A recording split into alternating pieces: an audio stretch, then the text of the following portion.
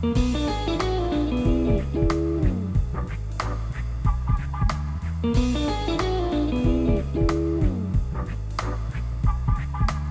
it going there, everybody? It's Mr. Zan over here bringing you guys a brand new Nanbaka episode discussion. And for today's segment, guys, we are going to be talking about is episode 8. And in this episode, guys, we had the final fight between Musashi versus Jugo. If it is even a final fight, because, personally, it felt like an intense fight whatsoever throughout the beginning of the episode all the way to the end. And not only just these two characters that were going at it, we finally actually got to see why Nanba's prison guards are considered the #1 top rank right there. We kind of see why we actually, not even Momoko herself, she wasn't really involved in this episode, more as a comic relief part, but Hajime himself, just Hajime himself. Personally, guys, this was like the darkest episode for Hajime himself. Even at the end of the episode, it was still entertaining to see. But personally, I feel like this is the darkest episode they've shown so far in the Nanbaka series. And personally, like I said, this series is actually pretty entertaining. It's so funny that it's still keeping us as viewers entertained from the beginning all the way to the end. And I'm loving how the storyline is just going. But nonetheless, though, the prison guards themselves is what really sold me in this episode. Not necessarily Jugo or Musashi himself, but more or less the prison guards. Because, I love the fact that the producers and animators and authors that created this series, I love the way that they actually make everybody stand out, no matter in what kind of scene that they are. Personally, if there's some point in the story, all the characters, they all stand out or have their own time to shine in any episode whatsoever. If it's not going to be today, it's not going to be tomorrow, it might be the next following episode after that one. And like I said, Nanbaka itself is starting to become that series that it's going to start rising up the ranks to become onto the 27th tier. Granted though, I'm trying to get to 2017 Nanbaka, guys. Honestly, that's why I'm trying to do these reviews every single day, because I personally just want to get to 2017 and I want to start talking about it. But before I do that, I have to watch all the series because I want to know what's going on with the lore itself. Because, sometimes some animes, they kind of reflect back on some episodes just so they can make a joke out of it. So like I said, like this series, I'm pretty sure they're going to involve majority of this story arc itself involving in the second season. Maybe, who knows? Not too sure. But personally, I feel like this episode is worth talking about. Now, granted though, we did see the fight between Musashi and Jugo, and a lot was actually speculated as to what was going on between the two, but they still kind of gave that little bit of mysterious lore involved with them.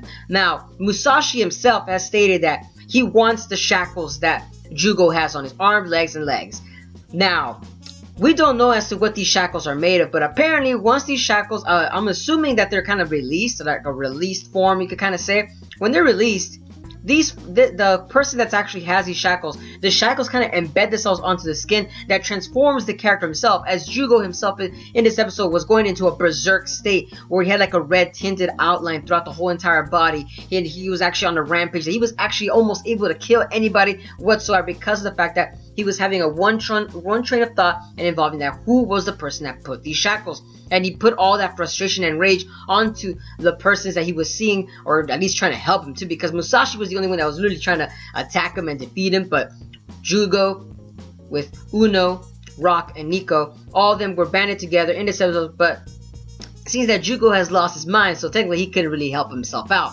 Now, so it was only Uno, Rock, and Nico that were trying to help out in this episode. And I love the fact that they try to help out, but it was still hilarious at the same time as how they're helping out. Rock was still the sturdiest character trying to hold on to Jugo, but then you see Nico going like trying to be the effeminate character with the sympathetic feeling, like, oh no, Jugo, please come back to your senses, and still gets knocked out with a pimp slap right there on the side. And then you see Uno's character development right here in this episode was a little bit actually shocking for me, due to the fact that we actually finally get to see Uno take a stand, as usually he's just a side character seen for comic relief. But like I said, how I'm telling you guys, every character stands out in their own personal way, and in this episode, Uno really took the cake. Hajime, it's just so many characters that, oh man, it's just too much to talk about. Okay, so hold on guys, let's break this down, because right now, my god. Okay, so Uno in this episode, this guy, he really was the one that had more of the powerful speech involved. Hajime himself in this episode was more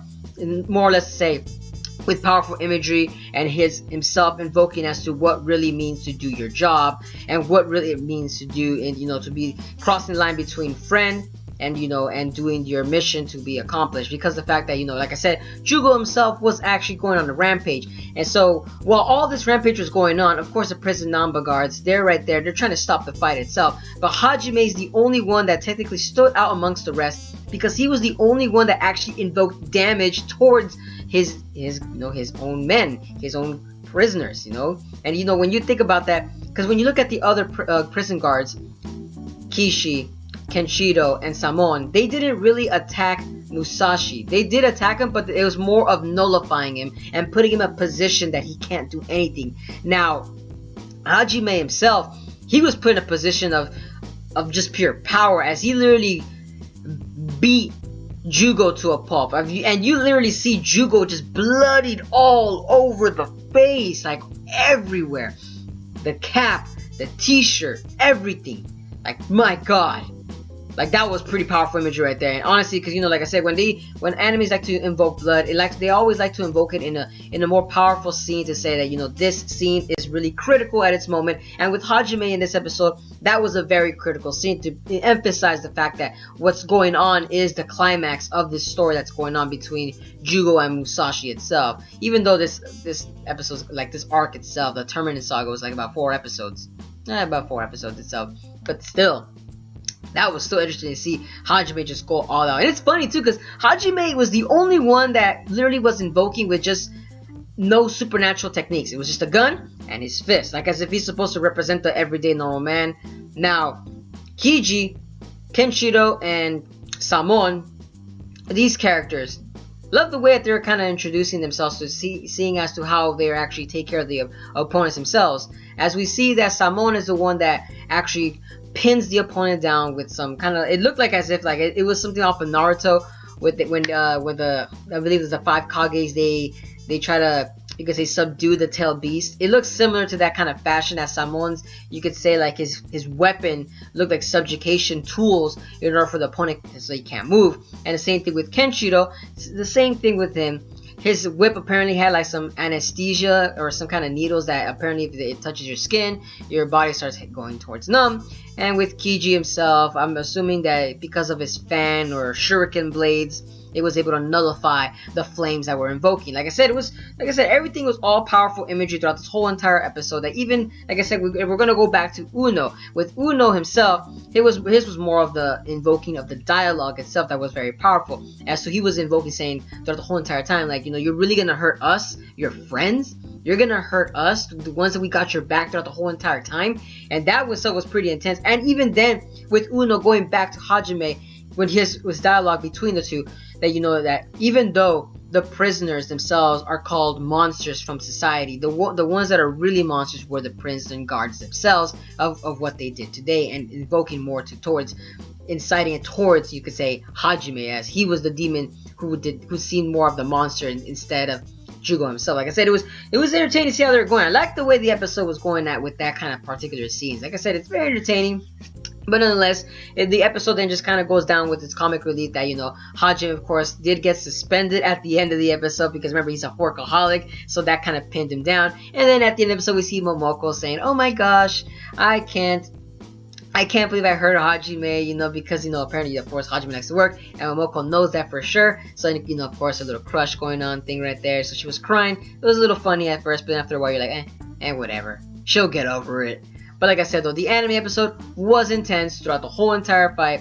That I did love this episode. This episode seems like you could watch it over and over again just because of the action and scenery that it was just put all around in there, guys. But like I said, guys, that's it for today's segment. Let me know down in the comments below as to what were you guys' thoughts on the whole episode itself. Was there any references from other animes that were invoked in this episode itself? Because, remember, this is a gag anime. And also, what did you guys think of Hajime's actual role in this episode itself? Like I said, this episode, like, it kind of invoked a lot of emotions. I'm not gonna lie to you guys. But like I said, guys, that's it for today's segments. And as always, guys, if you guys enjoy my content, don't forget to subscribe, give a like, comment, and share this video for all your anime loving friends. And as always, guys, have a wonderful day. But this is Mr. Zen, signing out.